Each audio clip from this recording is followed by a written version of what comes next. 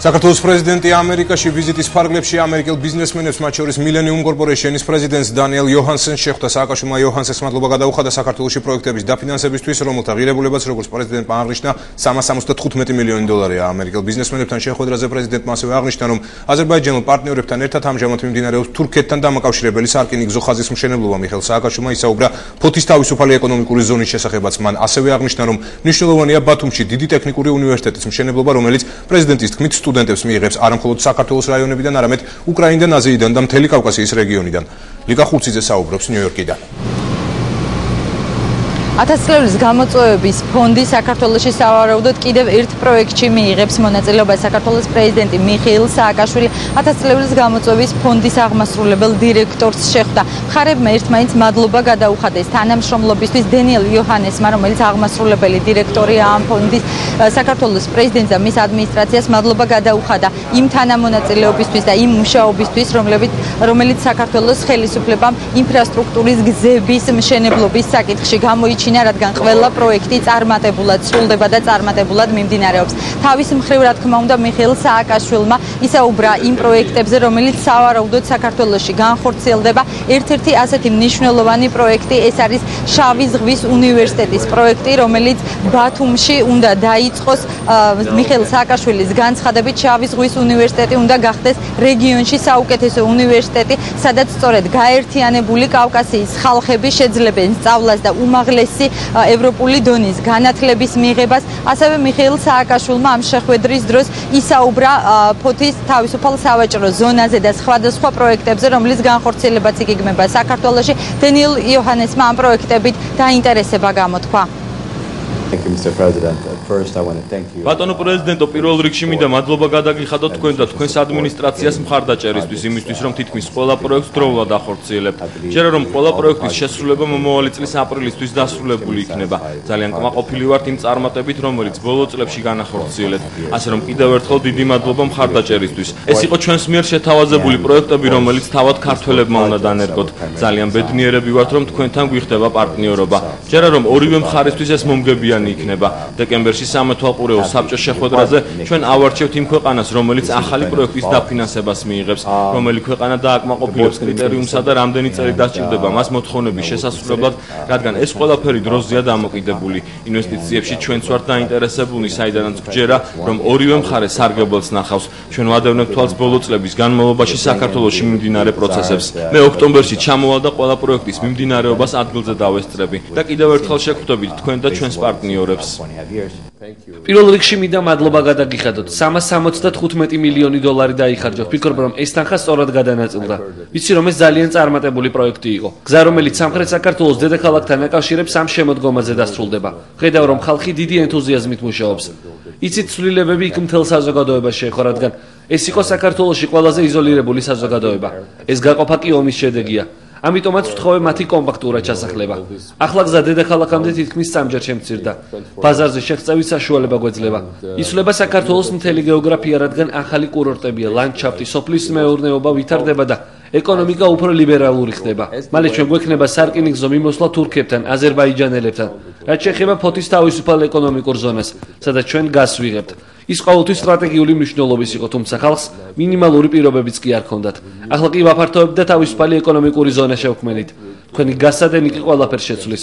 მეორე დიდი პროექტი, რაც ჩემი გადმოსახედიდან ძალიან მნიშვნელოვანია, ესაა შავი ზღვის ტექნოლოგიური უნივერსიტეტი. ჩვენ გსურს რეგიონში საბაზო უნივერსიტეტის აშენება, რომელიც ყველა სტანდარტს უპასუხებს. ჯერა რომ იქ ისწავლიან და იმუშავებენ კავკასიელები, როგორც ერთიანი კავკასიის იდეის ქვეშ გაერთიანებული ხალხი, ასევე უკრაინელები და სხვები.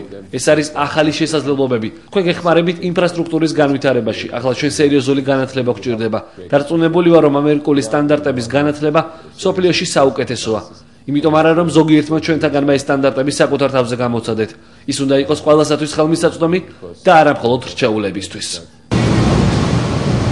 1000 წლების გამოწვევების კორპორაციის აღმასრულებელმა დირექტორმა დღევანდელ შეხვედრაზე განაცხადა, რომ დეკემბერში გაიმართება სამეთვალყურეო საბჭოს სხდომა, სადაც უკვე ზუსტად და დეტალებში გადაწყდება საქართველოში რომელ პროექტებში მიიღებს მონაწილეობას 1000 წლების ფონდი და სად ჩაიდება ეს ინვესტიცია. ვიკა ხურციძე საუბრობდა ნიუ-იორკიდან. პრეზიდენტის ახალი ინიციატივა დღეს მილენიუმის საპარლამენტო ჯგუფმაც შეაფასა. დეპუტატები თვლიან, რომ კავკასიის რეგიონში ქართული უნივერსიტეტი ლიდერის ფუნქციას შეასრულებს. სავარაუდოდ შავი ზღვის ტექნოლოგიური უნივერსიტეტი ბათუმში განთავსდება. თამარ ურუშაძე საუბრობს მოამბის პირდაპირ ეთერში. ამბიციური პროექტი და რეგიონში სასწავლო დაწესებულების ლიდერის ფუნქციის შეძენა, რომელიც მნიშვნელოვანი იქნება როგორც სახელმწიფოს ერთ-ერთი მთავარი პრიორიტეტისთვის, განათლების სფეროს განვითარებისთვის, ასევე კავკასიელების ერთმანეთთან კიდევ უფრო დაახლოებისთვის. ეს არის შეფასება, რომელიც პარლამენტში კეთდება. დეპუტატები ამბობენ, რომ ეს არის მნიშვნელოვანი წინგადადგმული ნაბიჯი, რადგან შავი ზღვის ახალი ტექნოლოგიების უნივერსიტეტში ჩამოვლენ და იმუშავებენ, ასევე ისწავლიან ის ადამიანები, რომლებიც არიან ცხოვრობენ საქართველოში, ამასთან ერთად სტუდენტები ჩამოვლენ როგორც კავკასიიდან, ასევე მსოფლიოს სხვადასხვა ქვეყნებიდან. ზუსტად რა ადგილას აშენდება უნივერსიტეტი, ეს ჯერჯერობით ცნობილი არ არის, დეტალები გაირკვევა მას შემდეგ, რაც ოქტომბერში 1000 წლეულის გამოწვევის კორპორაციის დელეგაცია თბილისში ჩამოვა. ეს არის ძალიან ამბიციური პროექტი, მაგრამ ძალიან რეალისტური პროექტიც ამავე დროს, ასე ვიტყოდი.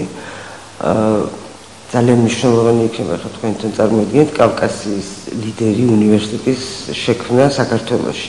საქართველოს ყოველთვის ჰქონდა საგანმანათლებლო ცენტრის ფუნქცია წარსულში, მთელ კავკასიაში. ჩვენ ვიცით, რომ კავკასიელები ჩამოდიოდნენ, აქ იღებდნენ განათლებას. მხოლოდ არნოლდ ჩიქობავას ფაკულტეტი რომ გავიხსენოთ, რომელიც კავკასიოლოგიას სწავლობდა კავკასიურ მეცნიერებებს, აქ იყრიდა თავს. ფიქრობ საკმაოდ დიდ დატვირთვას მიიღებს, იმიტომ რომ ის არ იქნება გათვლილი მხოლოდ ჩვენი მოქალაქეებისთვის, ეს გათვლილი იქნება ჩვენი მეზობელი ქვეყნებისათვის და ვფიქრობ თვითონ მომხმარებელიც იქნება არა მარტო ვთქვათ ჩვენი ქვეყნის წარმომადგენელი, არამედ ეს გათვლა უფრო შორს მიდის. ჩვენი რეგიონისთვის ვფიქრობ ძალიან მნიშვნელოვანი იქნება. საქართველოს პრეზიდენტმა აქცენტები გააკეთა ასევე იმ სხვა მნიშვნელოვან ეკონომიკურ პროექტებზე, რომელიც საქართველოში ხორციელდება, ინფრასტრუქტურულ პროექტებზე, რომელშიც როგორც იცით ჩართული იყო მილენიუმი, ასევე ფოთის თავისუფალი ეკონომიკური ზონის შესახებ საუბრა მიხეილ სააკაშვილმა, უკვე მოყვა შეფასებები, მაგალითად ეკონომიკურ საკითხებში ექსპერტი ემზა ჯგერენაია აცხადებს, რომ ეს არის იმდენად მნიშვნელოვანი პროექტი, რომ არ არის გამორიცხული, რომ ოქტომბერში დაგეგმილი ვიზიტის შემდეგ 1000 წლეულის გამოწვევის კორპორაციის წარმომადგენლები დაინტერესდნენ აი ამ პროექტითაც. ასევე მიხეილ სააკაშვილმა ისაუბრა პროექტზე სარკინიგზო ხაზზე, რომელიც საქართველოს, თურქეთს და აზერბაიჯანს დააკავშირებს ერთმანეთთან. 2011-12 წლებში გაივლის აქ პირველი მატარებელი და ეს გზა უკვე შეფასდა როგორც რკინის აბრეშუმის გზად, რადგან ეს იქნება ხიდი საქართველოსა და ევროპისთვის, სადაც ივლის როგორც სატვირთო, ასევე სამგზავრო მატარებლები. ძალიან მნიშვნელოვანი არის როგორც ჩვენი ქვეყნისთვის, ჩვენი რეგიონისთვის, ასევე მსოფლიოსთვის კიდევ ერთი სარკინიგზო ხაზი დააკავშირებს აზიასა და ევროპას. შესაძლებელი იქნება ჩინეთიდან, ყაზახეთიდან, აზერბაიჯანზე და ჩვენს უახლოეს მეზობლებზე არაფერს აღარ ვამბობ, თურქეთის გადატანა ევროპაში და ასევე ევროპიდან ამ მიმართულებით. ამ ეტაპზე მიმდინარეობს სამშენებლო და სარეაბილიტაციო სამუშაოები. მოდი რეალურად მორჩა ინფრასტრუქტურის ნაწილი, დამთავრდა მოსამზადებელი სამუშაოები. დაახლოებით 30 კომპანიას, მათ შორის ათომის სკოლის კომპანიას და უცხოეთში როგორც მოლაპარაკება დამთავრებულია. დღეს მიმდინარეობს მშენებლობის პროცესი, იგივე ცემენტის ქარხანა იქნება და ტექნიკის ქარხანა და ზამიშოვანია. ფოჩი ჩვენ მივიღებთ სამრეწველო ქალაქს.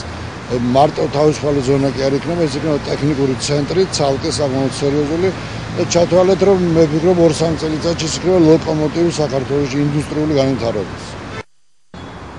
1000 წლეულის გამოწვევის კორპორაციის ხელმძღვანელი დაინტერესდა საქართველოში მიმდინარე თითქმის ყველა ეკონომიკური პროექტით, ამიტომ ოქტომბერში დაგეგმილი ვიზიტი იქნება ძალიან მნიშვნელოვანი და სრულად ახალი შესაძლებლობა ქართული ეკონომიკისთვის. მე შეგახსენებთ, რომ ფონდი დაარსდა 2000 წელს, ეს არის გაეროს პროგრამა, რომელსაც საქართველო თავიდანვე შეუერთდა. მადლობთ თამარ ურუშაძე საუბრობდა მოამბის პირდაპირ ეთერში.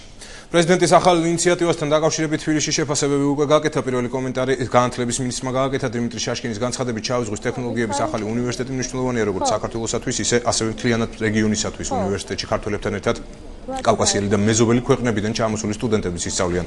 სასწავლებელში ძირითადი აქცენტი გაკეთება საინჟინრო და საბუნებისმეტყველო საგნებზე. პარალელურად უნივერსიტეტთან ერთად სტუდენტებისათვის საერთო საცხოვრებელიც აშენდება. განათლება არის ერთ-ერთი ყველაზე მნიშვნელოვანი პრიორიტეტი ჩვენი ქვეყნისთვის. ჩვენი ამერიკელი პარტნიორების ხელშეწყობით და დახმარებით ბათუმში იქნება აშენებული და გაიხსნება ახალი უნივერსიტეტი, რომლის ამოცანა იქნება განსაკუთრებით საბუნებისმეტყველო საგნების განვითარება, საინჟინრო გარდა უნივერსიტეტის აშენდება აგრეთვე კამპუსი, სადაც ბავშვებს ექნება შესაძლებლობა რომ იცხოვრონ. ეს უნივერსიტეტი მომსახურება არა მარტო საქართველოს, არამედ ჩვენ გვეყოლება სტუდენტები უკრაინიდან, თურქეთიდან, აზიიდან, რაც არის აგრეთვე ძალიან მნიშვნელოვანი განათლების ინტერნაციონალიზაციისთვის და ჩემი მოწმენით ეს იქნება ძალიან მნიშვნელოვანი ნაბიჯი გადადგმული ჩვენი უმაღლესი განათლების განვითარების კუთხით. რა თქმა უნდა ძალიან მნიშვნელოვანი იქნება როგორც ჩვენი რეგიონისთვის, ასევე ჩვენი ქვეყნის განვითარებისათვის და ერთ-ერთი უძლიერესი უმაღლესი სასწავლებელი იქნება შავი ზღვის ტექნოლოგიების უნივერსიტეტი, რომელიც მოამარაგებს ჩვენს ქვეყანასაც და სხვა ქვეყნებსაც მაღალი განათლების სპეციალისტებით ზუსტად საბუნებისმეტყველო მეცნიერებებში და რა თქმა უნდა ეს ჩვენთვის არის მნიშვნელოვანი.